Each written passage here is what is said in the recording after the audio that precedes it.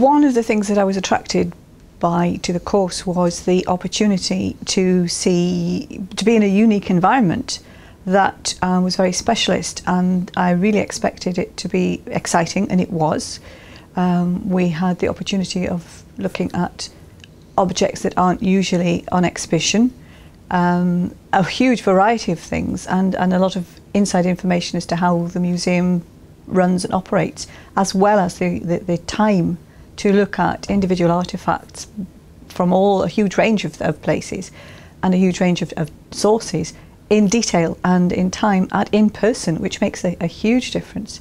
I think it can be very frustrating in a museum to see something behind glass that you would maybe like to see the back of, or the side of, or the underneath of, and you don't have that opportunity.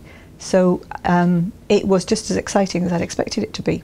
What I really found surprising was how much of the Discovery Museum had so much of the Hancock's collection underneath, and I couldn't believe that there was that much that wasn't on show to the public, because you realise that museums have things in stores, but you don't have any idea how much and how varied it is.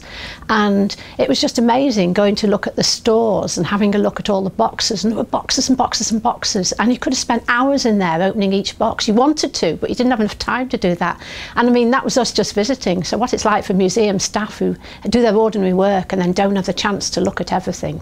It must be so exciting to know that those treasures are there, and one day somebody might open a box and just find something that might go with something else, and it might really mean something important.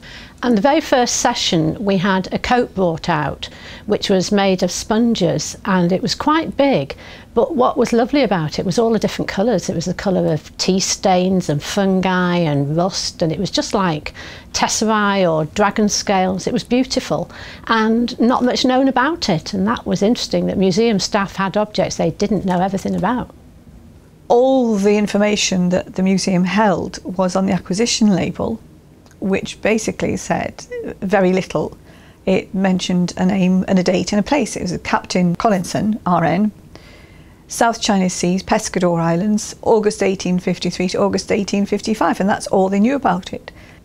I think what goes on display is a very sensitive issue. I do wish we had more museums. I do wish every museum had more space. I do wish every museum and art gallery had more money to put more on display.